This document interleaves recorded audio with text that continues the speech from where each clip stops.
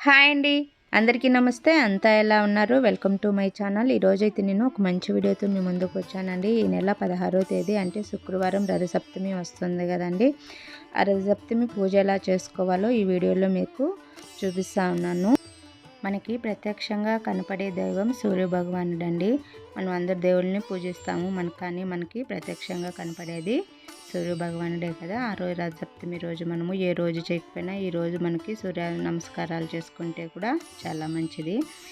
ఇలా మనము సూర్యకిరణాలు పడే దగ్గర మన ఇంట్లో బాల్కనీ కానీ లేదంటే మనకి ఎక్కడైతే సూర్యకిరణాలు పడతాయో అక్కడ కొద్దిగా పసుపుతో కానీ లేదా ఎర్రమట్టితో కానీ కింద శుభ్రంగా అలుక్కోవాలండి. తర్వాత మనకు వచ్చిన రథం ముగ్గు అయితే వేసుకోవాలండి.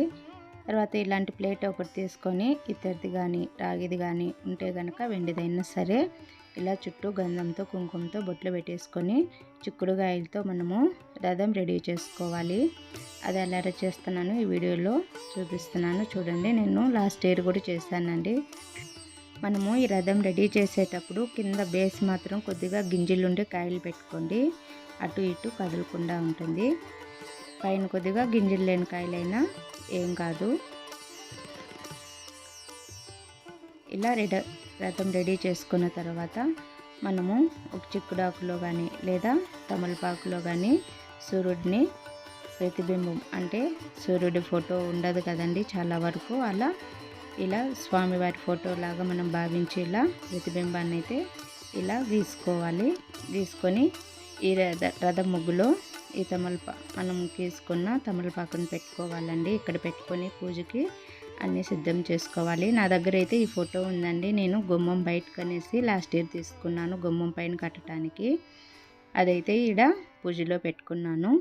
తర్వాత చిక్కుడాకులు పెట్టుకొని చిక్కుడాకుల పైన కొద్దిగా గోధుమలు వేసుకోవాలండి. గోధుమల పైన దీపం పెడితే ఈరోజు చాలా మంచిదండి.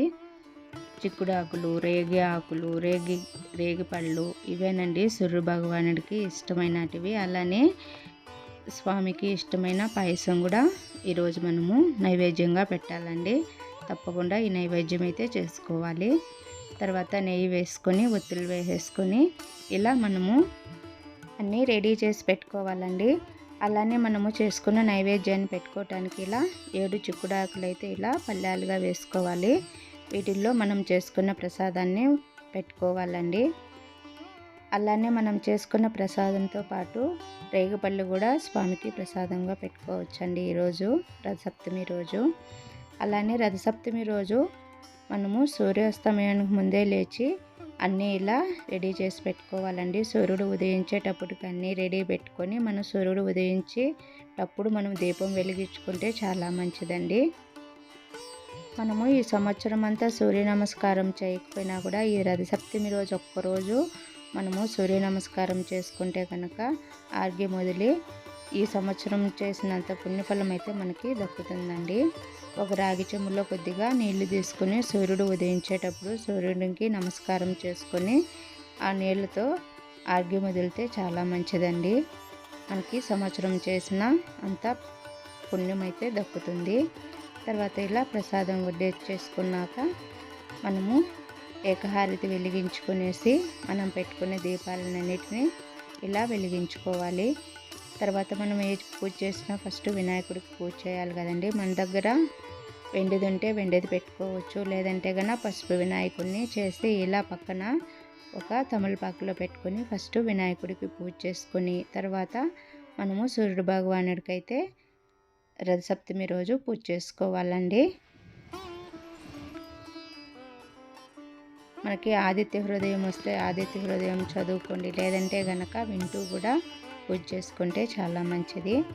తర్వాత ధూపము, దీపము, నైవేద్యము అన్నీ ఇచ్చేసుకున్నాక మనం తెచ్చుకున్న టెంకాయ కూడా స్వామికి నైవేద్యంగా పెట్టుకుని తర్వాత స్వామికి పెట్టిన ప్రసాదాన్ని ఆ రోజు మనము ప్రసాదంగా స్వీకరించి తర్వాత ఉపవాసం ఉంటే చాలా మంచిదండి. ఈరోజు మామూలుగా ఎంట్రుకలు కటింగ్ చేయించుకునేది కానీ లేదంటే షేవింగ్ చేయించుకునేది కానీ కొద్దిగా భార్యాభర్తలు దూరం ఉండేది ఇవన్నీ పాటిస్తే చాలా మంచిదండి.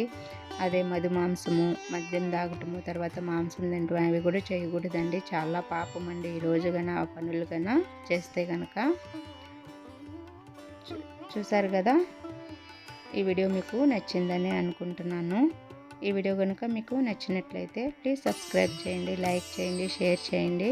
అలానే పక్కనే ఉన్న బెల్ ఐకాన్ కూడా క్లిక్ చేయండి. నేను పెట్టే ప్రతి వీడియో మీకు నోటిఫికేషన్ వస్తుందండి. ఓకే, బాయ్ అండి. నెక్స్ట్ ఒక మంచి వీడియోతో మళ్ళీ కలుద్దాము.